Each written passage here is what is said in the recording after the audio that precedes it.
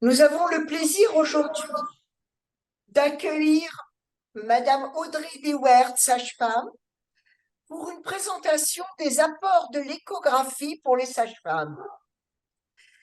Elle va nous présenter les apports de l'échographie pour les sages-femmes sur du matériel Sonoscanner, du matériel Made in France. Toutes les femmes qui accouchent savent tout ce qu'elles doivent aux sages-femmes, leur humanité, leur professionnalisme, leur proximité, qui permettent aux sages-femmes de les accompagner au mieux dans ce moment si particulier qu'est la maternité. Toutes ces valeurs de proximité, de professionnalisme, d'humanité, nous les partageons avec vous, mesdames les sages-femmes, en vous apportant une technologie de pointe, des images de qualité rare et des échographes au top de l'innovation. Sonoscanner, c'est avant tout des échographes au service de l'humain.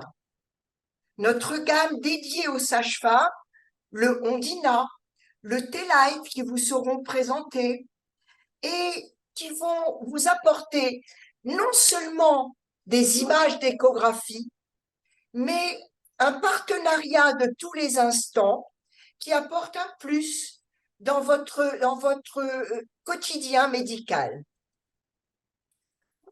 Sonoscanner va vous apporter également non seulement des échographes, mais vous allez avoir toute une équipe à votre service qui va répondre au quotidien à vos questions.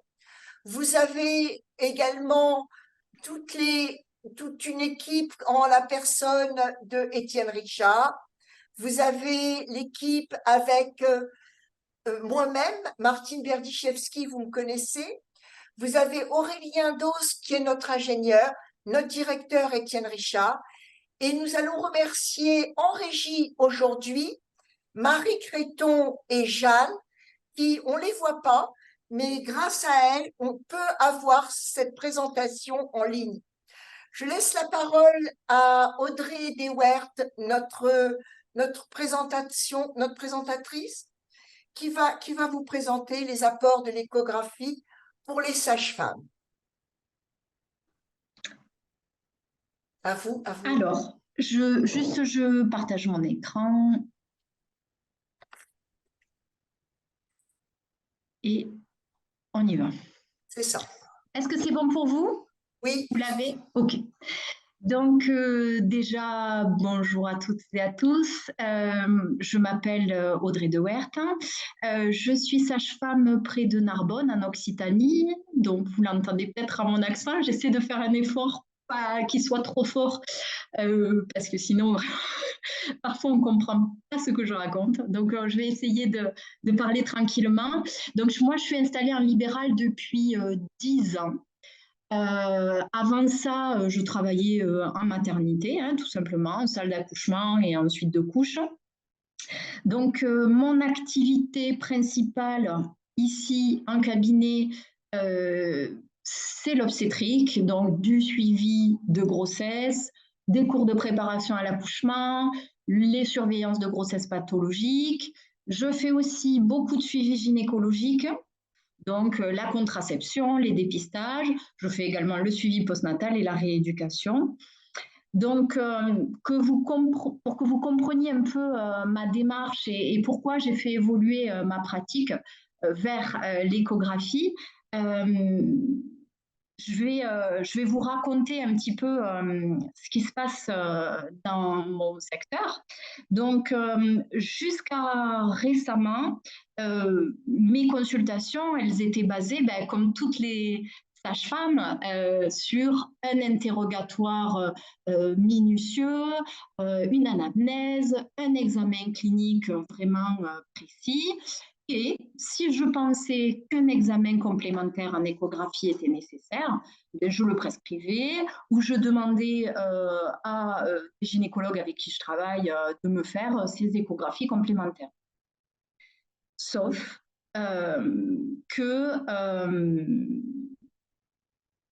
ça se passait très bien, mais de plus en plus, on se retrouve avec un manque de gynécologues. Donc, pour vous expliquer ici, moi, je suis près de Narbonne, donc ce qu'on appelle le Grand Narbonne, donc c'est Narbonne et les villages environnants, c'est 140 000 habitants, dont 60 000 femmes âgées de plus de 15 ans. Nous avons 7 gynécologues sur le secteur. Il y en a un qui part à la retraite le 31 décembre. Donc, on se retrouve à 6 gynécologues pour 60 000 femmes. Ça fait un gynéco pour 10 000 femmes. Voilà où on en est actuellement sur le Narbonnais. Ça, c'est la première problématique. La deuxième problématique, nous avons un centre de radiologie pas très loin. Je ne vais pas rentrer dans un débat, mais pour faire simple, ce centre de radiologie refuse les ordonnances de sage-femme. Donc peut-être il y en a qui vont bondir derrière leur écran, mais c'est une réalité. Donc ils estiment que les sages-femmes n'ont pas à prescrire, ce qui est totalement faux. Je sais qu'il y a un médecin qui est par là. Les sages-femmes ont tout à fait le droit de prescrire les examens nécessaires au suivi gynécologique obstétrical. Donc on a le droit de prescrire, mais ils nous les refusent. Donc, avec ces deux problématiques-là, pas assez de gynéco et le centre de radiologie qui ne veut plus nous faire nos échographies, même simples, eh bien, j'ai décidé de me lancer et d'acquérir de nouvelles compétences dans la pratique de l'échographie. Donc moi, j'ai une pratique très simple, voilà, efficace. J'essaie d'être en adéquation avec mes valeurs, les valeurs que j'ai envie d'avoir en consultation, les droits, voilà, parce que j'ai le droit de pratiquer ces échographies, mes compétences de sage-femme, voilà. Donc, je vais continuer cette présentation. Moi, j'ai axé la présentation sur 3 questions, on va dire. Les 3 questions que je me suis posées avant de commencer, avant de me lancer là-dedans. Et peut-être que c'est les mêmes questions que vous vous posez.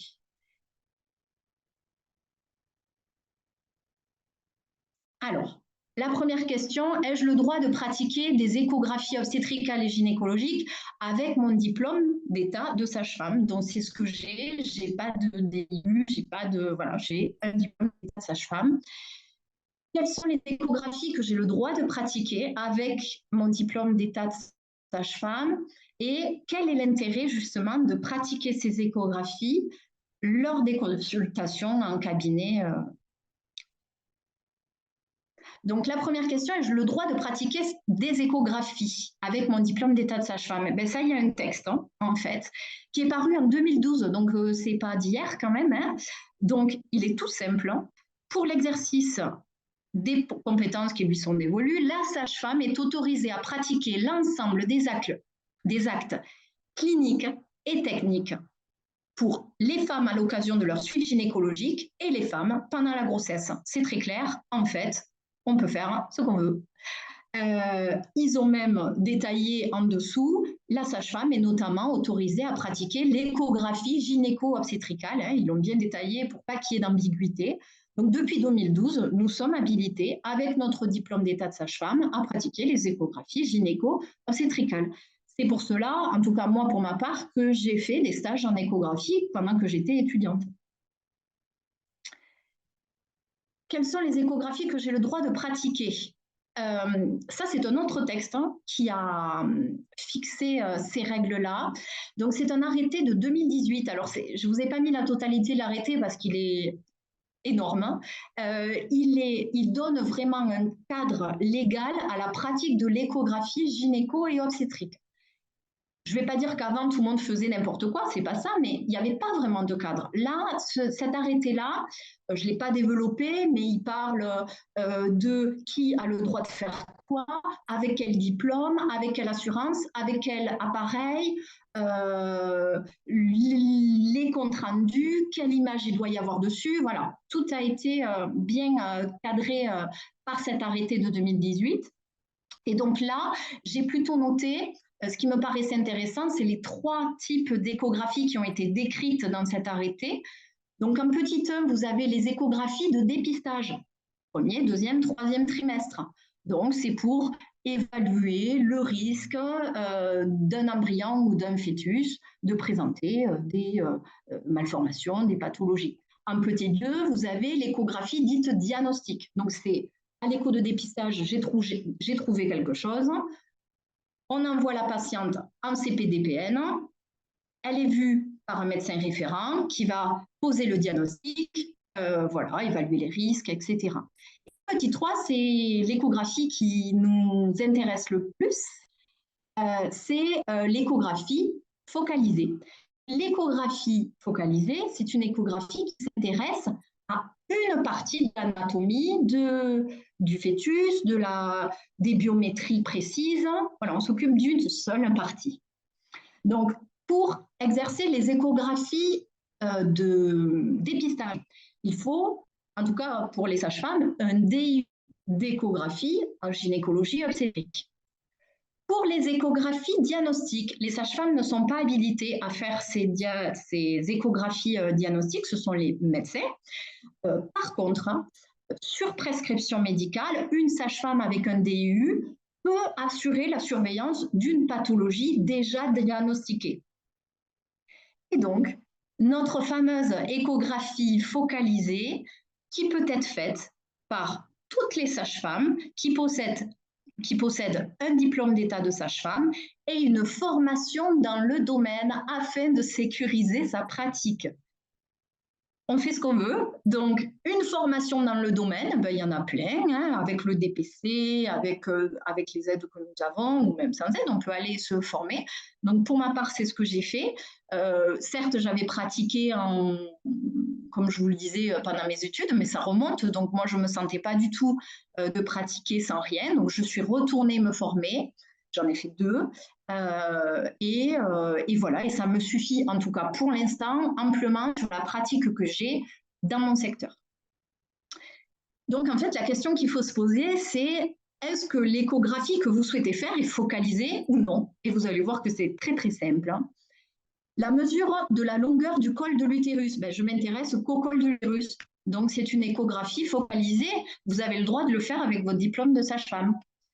L'échographie du premier trimestre, c'est une échographie de dépistage accessible aux sages-femmes qui ont un DIU. L'échographie de datation de grossesse, je me focalise sur la datation de grossesse. Je mesure mon embryon, je dis qu'il n'y en a qu'un, il y en a 2, c'est focalisé. La vérification de la vacuité utérine. Alors on y reviendra, pourquoi on ferait ça, c'est remis en cause, mais en tout cas, ça fait partie des échographies focalisées. On peut faire cette échographie. La position du stérilet, ça on en fait beaucoup. C'est une échographie focalisée. Je vérifie juste où le stérilet il est. Des Dopplers, eh bien, les Dopplers, c'est une échographie focalisée. Je suis focalisée sur les Dopplers.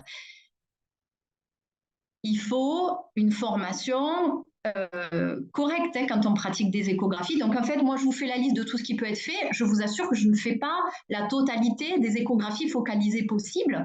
Peut-être que je les ferai dans quelques années au fur et à mesure de mes formations. Je pense que les sages-femmes, nous sommes des personnes très raisonnables, qu'on connaît nos limites et je vous fais complètement confiance pour savoir si vous êtes capable de faire un Doppler du cordon, un Doppler cérébral ou je ne sais quoi. Moi, je n'en suis pas capable à l'heure d'aujourd'hui. Échographie du deuxième trimestre, une échographie de dépistage.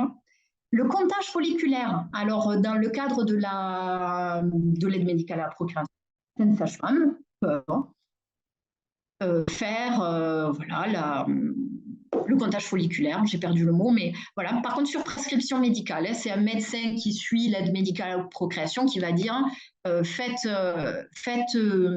votre comptage folliculaire près de chez vous, vous avez une sage-femme, tant mieux. Pareil, ça, moi, je ne sais pas faire. Mais il y a plein de formations là-dessus. Il paraît que ce n'est pas très compliqué. Voilà. Échographie du troisième trimestre, c'est une échographie de dépistage. Vérification de la présentation fétale. Il a la tête en haut, il a la tête en bas. Bon, ça, normalement, on sait faire. Hein. Position du placenta, antérieur, postérieur, bas inséré, voilà. J'espère que vous l'avez, il est un peu bas. biométrie des organes pelviens. Je sais mesurer un utérus, je sais mesurer des ovaires, je sais mesurer un endomètre. Voilà. Donc finalement, il y a pas mal d'échographies focalisées que vous pouvez faire avec votre diplôme d'état de sage-femme et une formation. Donc, quelques exemples d'échographies les plus courantes, en tout cas pour moi. L'échographie de datation de grossesse. Alors, examen clinique, interrogatoire, date des dernières règles, voilà, tout ça on sait faire en tant que sage-femme, mais parfois on a besoin d'une échographie de datation. Je vous rappelle que l'échographie de datation ne fait pas partie des échos normalement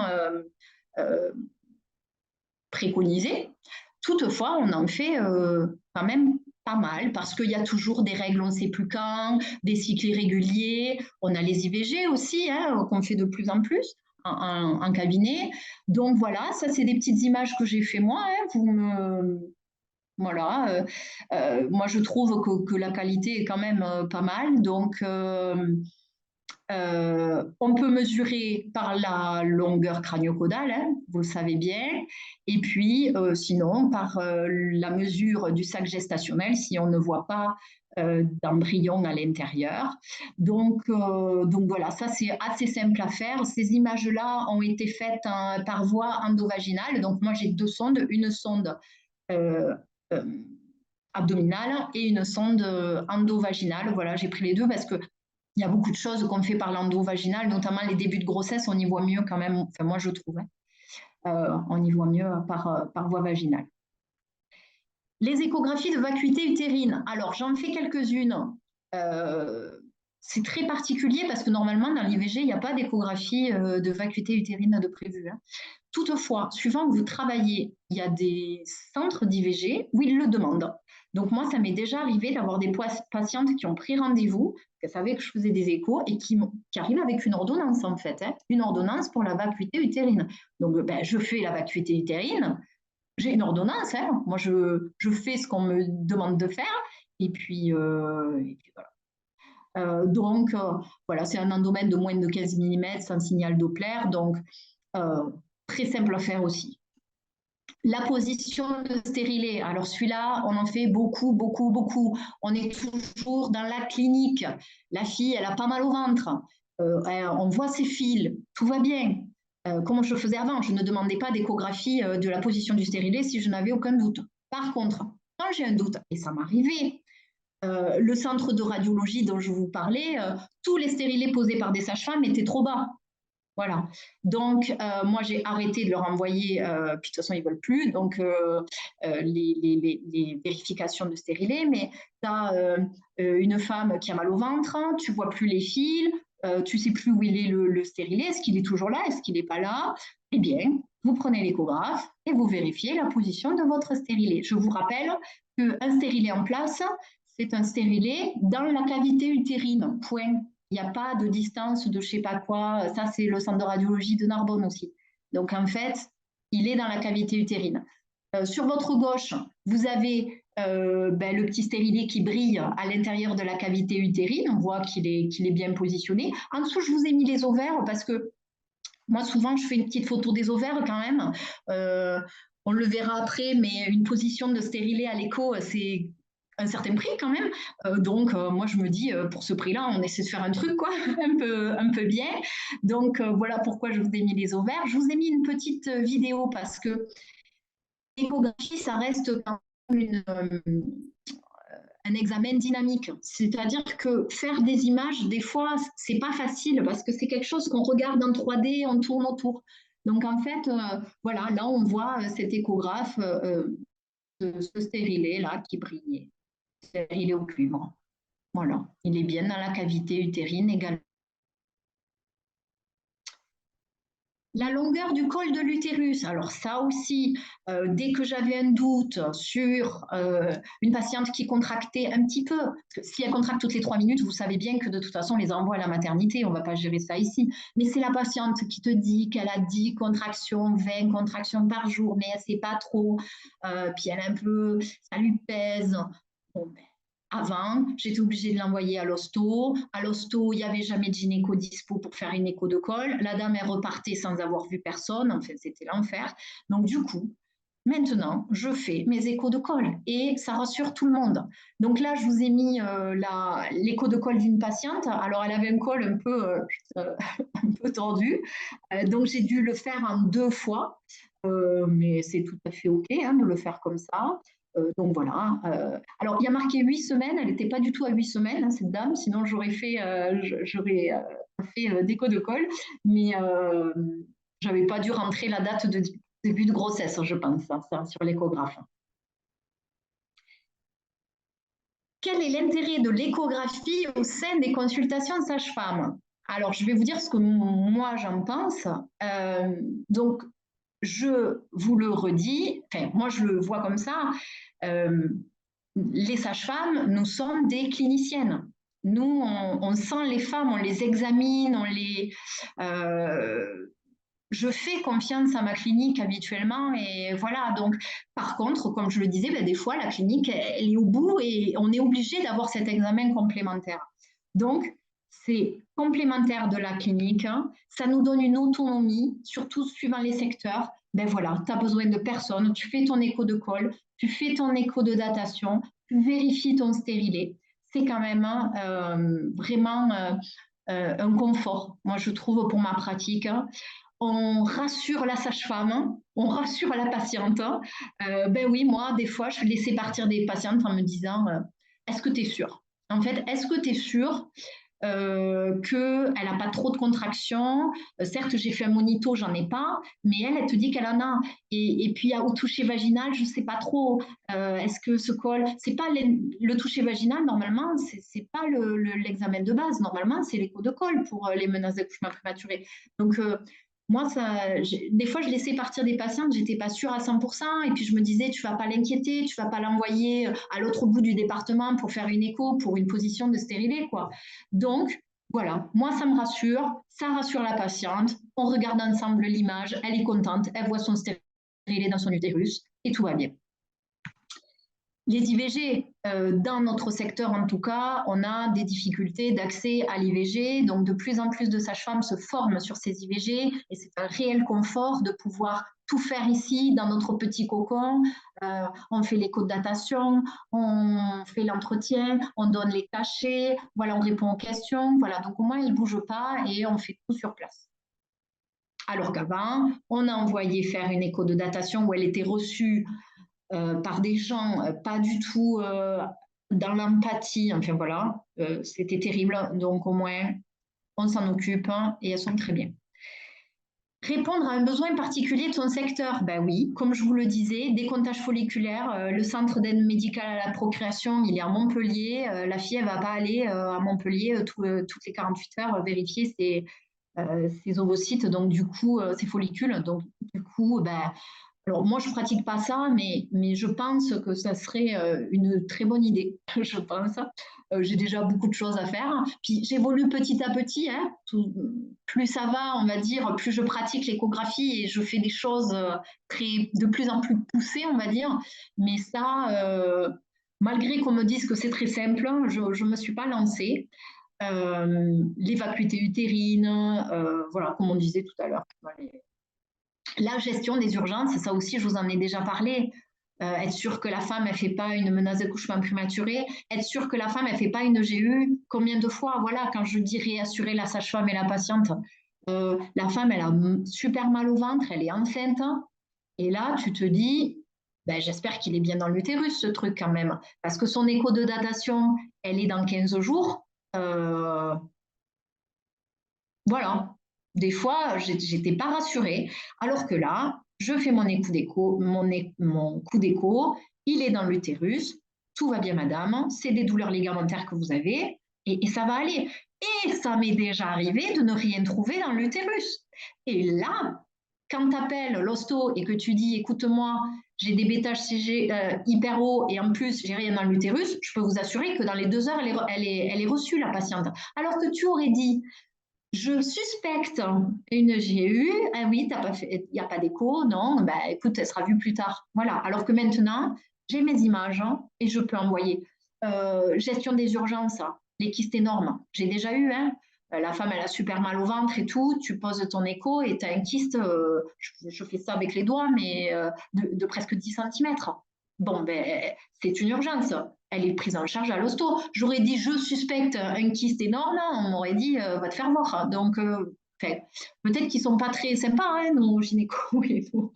Mais voilà. Donc, ça me permet de vraiment appuyer ma clinique en disant, voilà, moi, je pense qu'il y a ça. Et tu vois, je l'ai vu à l'écho. Donc, il y a ça, en fait, pour de vrai. Donc, tu t'en occupes. J'ai... Donc, voilà, c'est bon. On ne travaille pas pour les beaux yeux de la patiente. Tout travail mérite salaire. Un échographe, ça s'achète. Donc,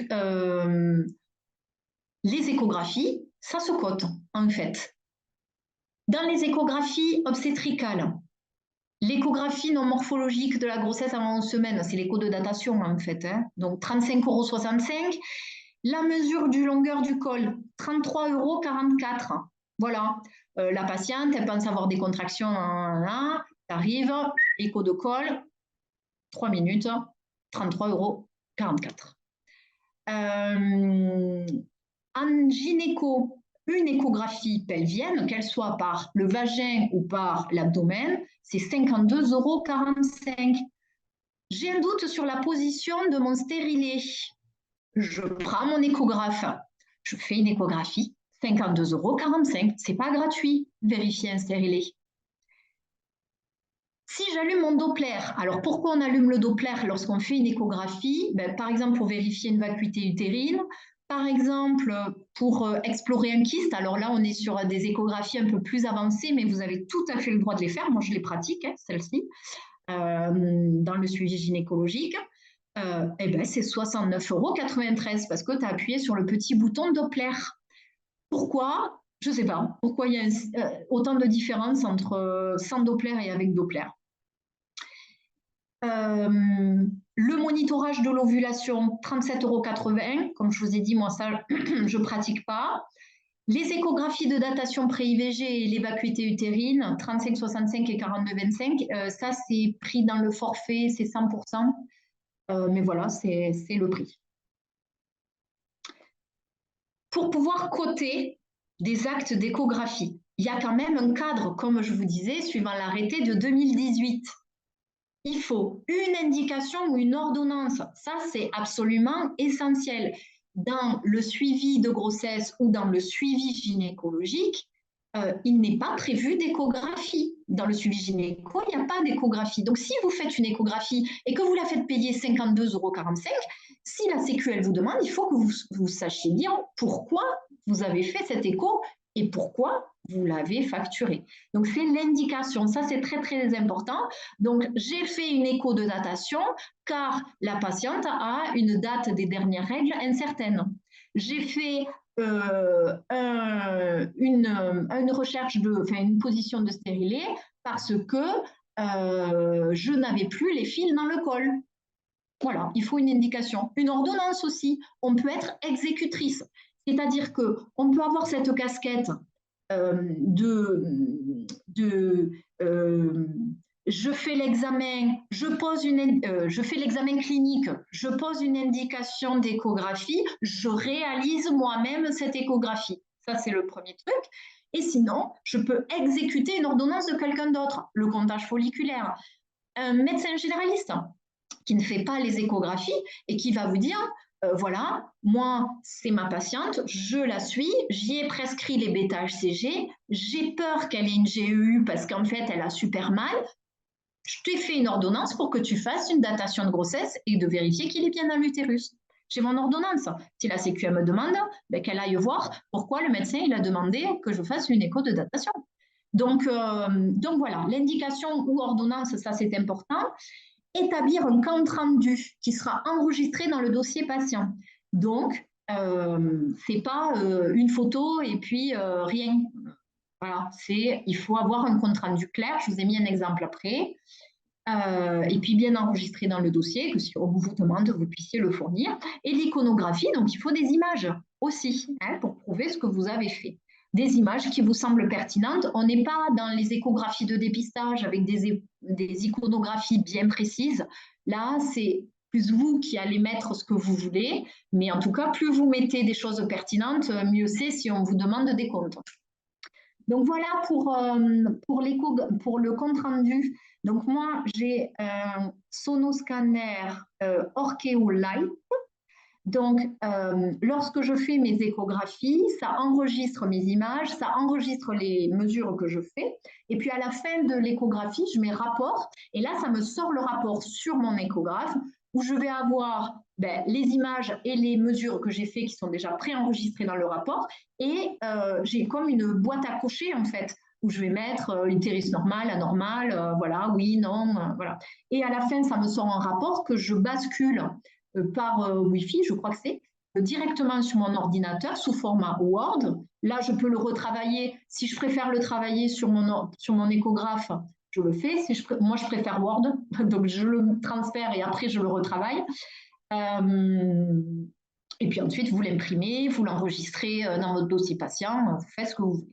Donc là, j'ai pris l'exemple d'une échographie pelvienne fil du stérilet non visualisé. Alors au niveau des dates, je pense que j'ai mis n'importe quoi, date des dernières règles, le 23 juillet, alors que j'ai vu le 11 juillet. Bon, voilà.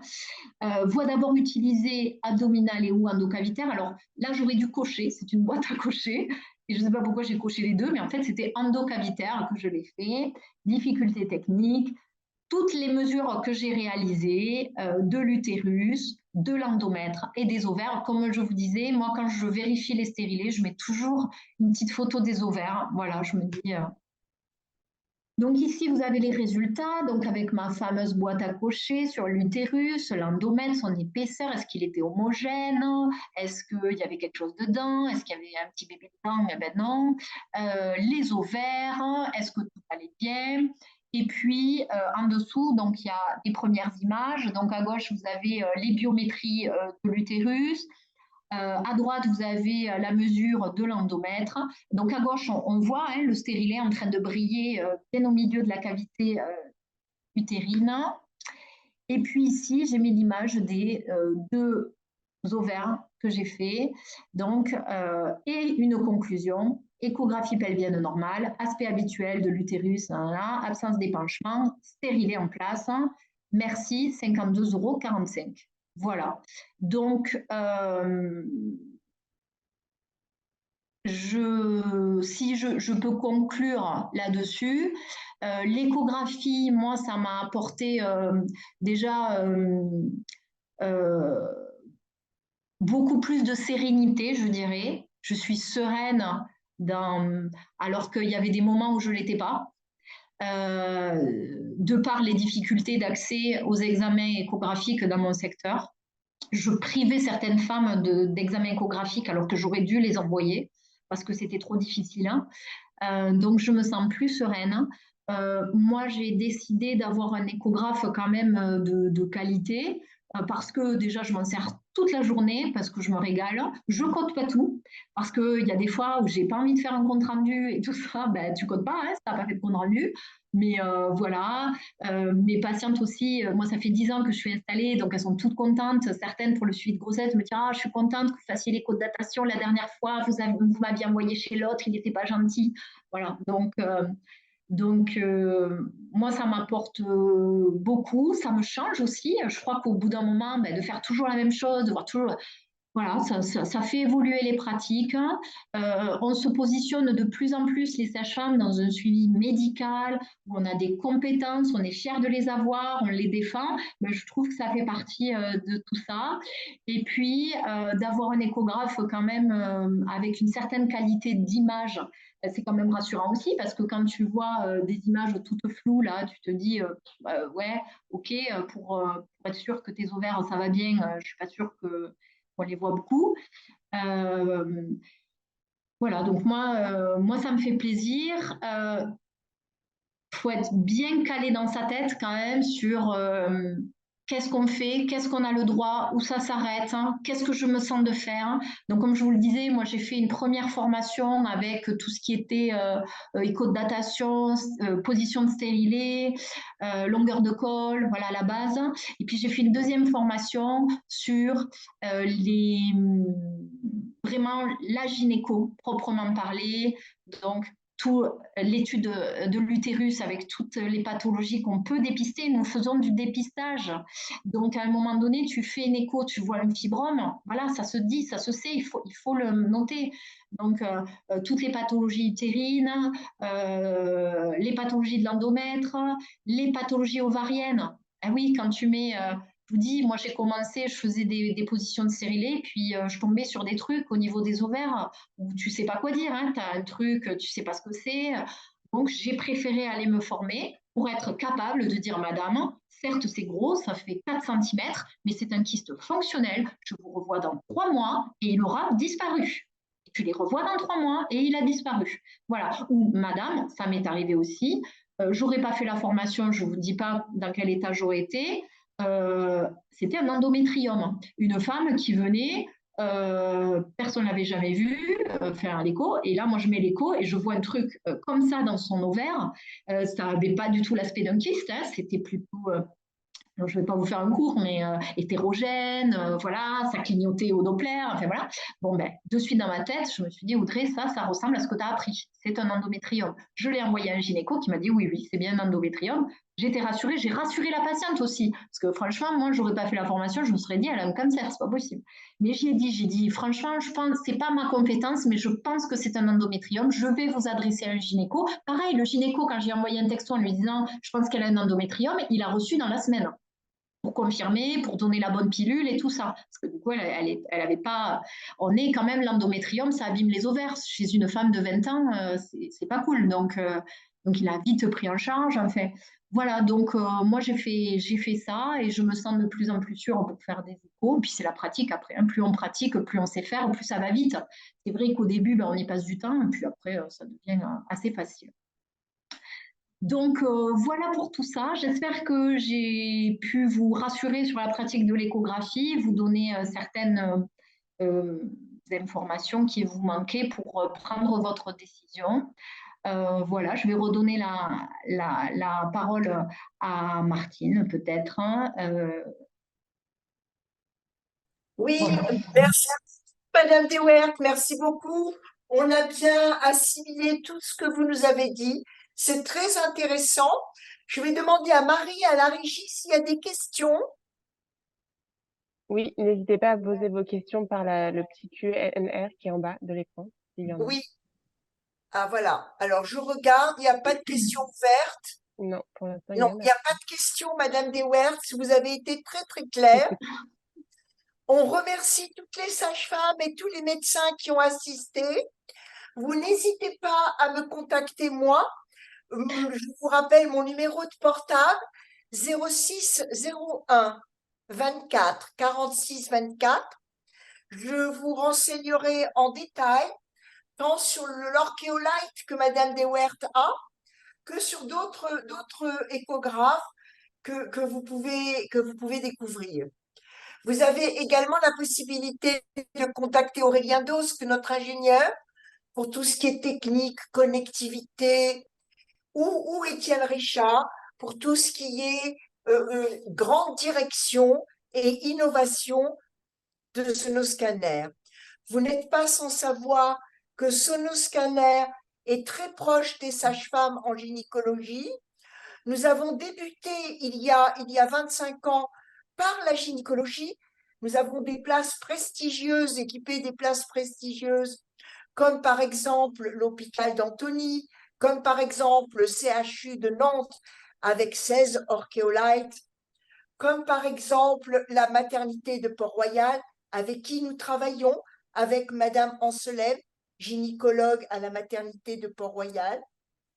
N'hésitez pas, on se fera un plaisir de vous renseigner, de vous coter un échographe et surtout, de vous équiper. C'est mon plus grand plaisir. Alors Martine, il y a des questions du coup qui se sont affichées. Oui, les formations, Madame Sgandoura, vous me connaissez bien. Les formations sont des formations Sonoscanner. Vous pouvez avoir accès à l'académie. Vous m'appelez demain, je vous donnerai un accès à l'académie temporaire. Et puis, une fois équipé, ma foi, vous aurez un accès permanent à l'académie où vous aurez accès à nos formations en webinar et en présentiel. Sinon, il y a des formations en présentiel à peu près tous les 2 mois et en webinar à peu près tous les mois. C'est très, très, très, très régulier. Êtes-vous satisfaite de votre échographe? Madame Dewert, êtes-vous satisfaite de votre échographe? Oui, je suis satisfaite, je l'ai dit pendant ma présentation. Moi, je trouve que d'avoir un échographe, déjà, qui fait des belles images, c'est important, parce qu'il y en a plein qui ne font pas des belles images, en fait. Donc, moi, ça me rassure d'avoir des images de qualité. Le fait que ben, ça prépare le compte-rendu directement aussi, c'est un gain de temps, hein. Et puis, je regarde là parce que je l'ai là, mon échographe, mais il est assez petit, on dirait un ordinateur portable en fait, hein. Il est de la taille d'un ordinateur portable. Par contre, je l'ai sur un truc à roulettes, je dirais. Et donc, moi, vu la configuration de mon cabinet, je le mets dans un coin, puis quand j'en ai besoin, je le tire avec les roulettes, je l'approche de la patiente. Donc, moi, je trouve voilà, qu'il est pratique, il est assez compact, et puis il fait des belles images, et puis les comptes rendus sont faciles. Donc, moi, ça me convient, oui, comme appareil pour la pratique que j'ai pour l'instant. Oui, n'hésitez pas, j'ai regardé votre question. N'hésitez pas à me contacter, Madame. Je vous donnerai les renseignements. L'essentiel, c'est d'avoir un bel échographe, de belles images, une certaine tranquillité dans votre diagnostic. Le rapport patient, comme a dit Madame Dewert, qui, lorsqu'elle a fini ses échos, elle coche et décoche, tout est prêt, tout est pré-mâché. C'est une checklist. Et puis, quand elle a fini, elle s'assoit derrière son bureau et le rapport patient est déjà dans la fiche patient. Il lui reste plus qu'à mettre ses conclusions et à imprimer. Ça n'a pas de prix, ça n'a pas de prix. Toute cette connectivité et ce partenariat n'a pas de prix parce que non seulement vous avez un échographe performant, made in France, une équipe à votre service et le plaisir de vous avoir régulièrement pour les mises à jour, pour les questions, pour travailler ensemble. Vous savez, le métier de sage-femme est un métier très vivant. Nous sommes constructeurs français, on est basé à Paris, et notre grande force, c'est une proximité avec nos utilisateurs. J'ai l'habitude de dire, c'est la communauté Sonoscanner. Oui, oui, oui, Madame Masque-Ferry, je vous connais bien. Comment allez-vous, Madame Masque-Ferry? C'est moi qui vous ai équipée, j'étais très contente, mais oui. Bon, appelez-moi, vous allez évoluer sur le Ondina depuis 12 ans. Oh, vous me rajeunissez pas, Madame Masferry. Je vous ai équipée il y a 12 ans, mais oui, vous êtes très contente. Oui. Oui, les mises à jour, Madame Monod, les mises à jour sont automatiques. On les offre spontanément à l'installation et avec le contrat. Vous avez pendant toute la durée de vie de votre échographe, vous voyez, Madame Masferry a un échographe depuis 12 ans. Elle va me contacter demain, puis je vais lui faire découvrir le Ondina. Et comme ça, c'est une évolution. Et on garantit l'évolutivité de nos médecins et de nos sages-femmes. C'est-à-dire qu'au bout de quelques années, on reprend l'échographe et on lui installe avec le même contrat, sans plus-value ni rien, on lui installe un échographe qui est plus récent ou qui vient de sortir comme le Ondina. Néanmoins, Madame Masferry, vous avez un très très bel échographe. Félicitations. Est-ce qu'il y a d'autres questions? Non.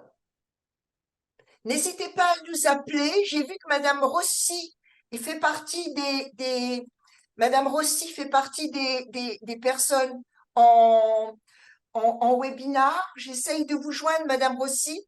Essayez de m'appeler demain et ça me fera très plaisir de discuter avec vous. Je crois qu'on a fait le tour. Merci beaucoup, Madame Dewert. C'était vraiment passionnant. Vous nous avez démystifié le métier de sage-femme et surtout l'échographie. Et vous avez animé cela avec beaucoup de passion. Merci beaucoup et on se dit à très, très Merci à bientôt. vous. Oui, merci. Au revoir. Au Merci, au revoir. revoir. Oui.